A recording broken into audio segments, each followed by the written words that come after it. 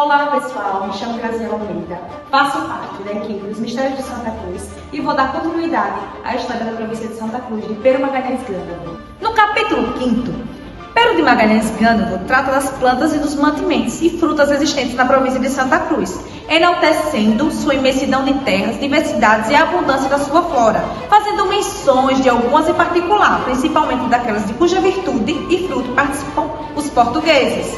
Pero tratará da planta raiz, cujo nome os nativos denominam de mandioca.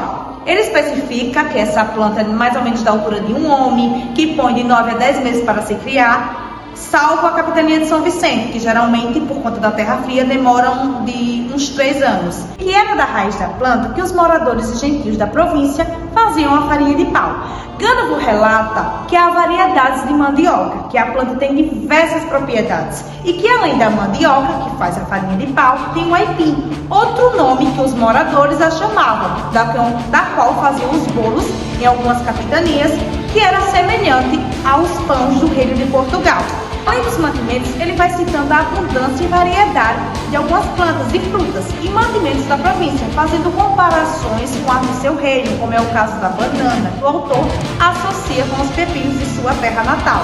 Além da fruta bananas, o autor faz menção do caju, que ele aferiu como pereiras ou macieiras, fazendo alusão com as quais já existem lá em Portugal, seu reino. No capítulo 6 do livro A História da Província de Santa Cruz, Pero de Magalhães Gândavo se impressiona com a imensidão de terras despovoadas e cheias de riquezas, a diversidade de sua fauna e as diversas espécies de bichos, dentre elas dóceis como veados, cutias, coelhos, ferozes os tigres e peçonhentos como as cobras. Muitos desses animais que ali viviam, os nativos consumiam ou domesticavam. Outro aspecto interessante e valioso que Pero destaca da nova terra é a utilização dos seus nativos com as ervas para fins medicinais.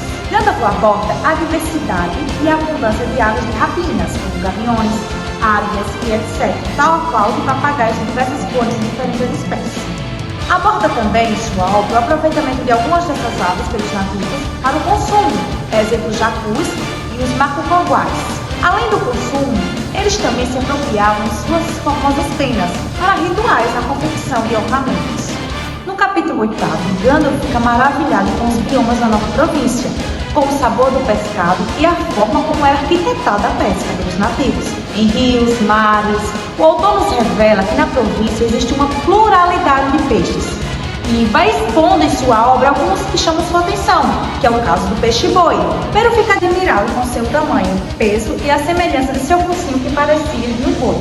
Ele conta que as fêmeas dessa espécie tinham tetas que amamentavam com leite seus filhotes. Revela ainda que os nativos matam-os com arpões para comer sua carne.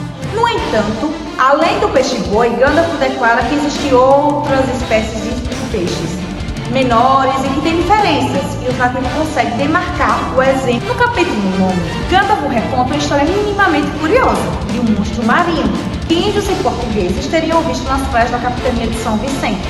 Na história não fica claro que monstro é esse. Pelo relato do autor, parece um pinguim gigante. Os nativos da terra lhe chamam em sua língua Ipupiara, que quer dizer demônio d'água. No entanto, essas crônicas nos reforçam algumas coisas de Pero Magalhães Gândavo. É um homem com uma visão europeia, um homem do século XVI, e essas crenças dos monstros marinhos existiam. Um homem muito preocupado em demonstrar que terra é essa, e está claro no prólogo que ele faz antes da obra. E ele tem uma intenção de propagandear a ocupação dessas terras pelos portugueses, fazendo uma espécie de publicidade da província de Santa Cruz, para que os portugueses viessem ocupar essas terras e colonizar, como também instaurar a fé cristã. Então é isso, pessoal. Espero que todos estejam gostando. Não esqueçam de ativar o sininho, deixar o like e se inscrever, que vem mais conteúdo por aí para finalizar o desfecho da província de Santa Cruz.